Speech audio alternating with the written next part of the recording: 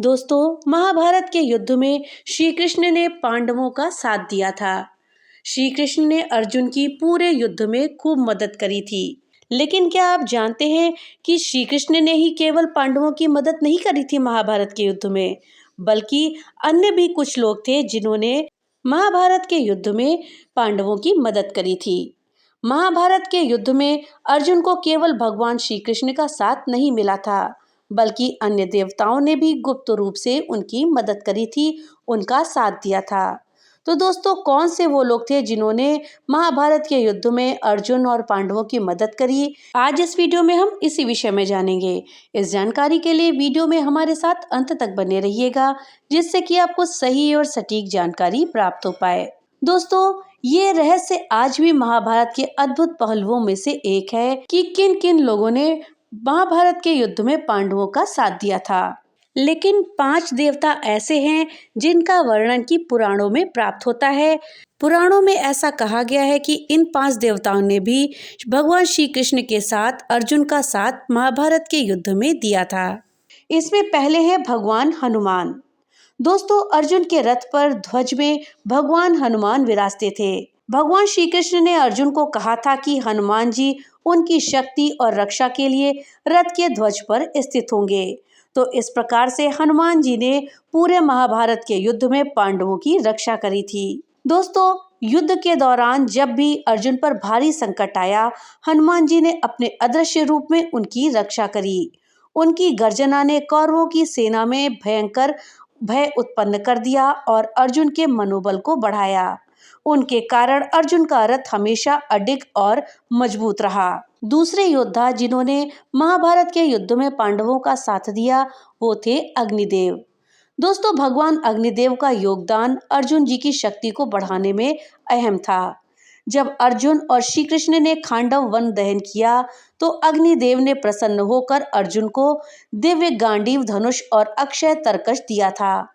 अक्षय तरकश उसे कहते हैं जिसमें बाणों की सीमा ही ना हो, असीमित बाण हो, वो कभी भी खाली ना होता हो। ये धनुष और बाण महाभारत के युद्ध में अर्जुन के सबसे बड़े हथियार थे।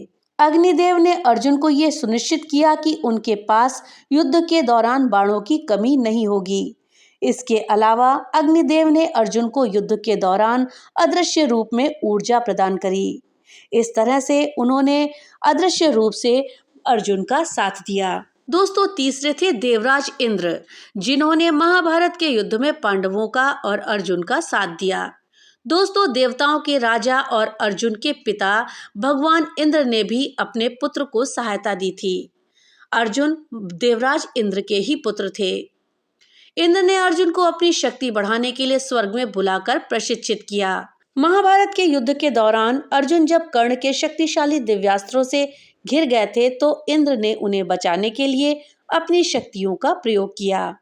इंद्र ने कर्ण से कवच और कुंडल छीनकर अर्जुन को परोक्ष रूप से सुरक्षा प्रदान करी थी। दोस्तों, भगवान शिव ने भी महाभारत के युद्ध में अर्जुन की सहायता करी थी। महाभारत में विष्णु के अवतार श्री कृष्ण ने पूरे युद्ध का संचालन किया, तो भगवान भोलेनाथ भला विष्णु की सहायता में कैसे पीछे हटते।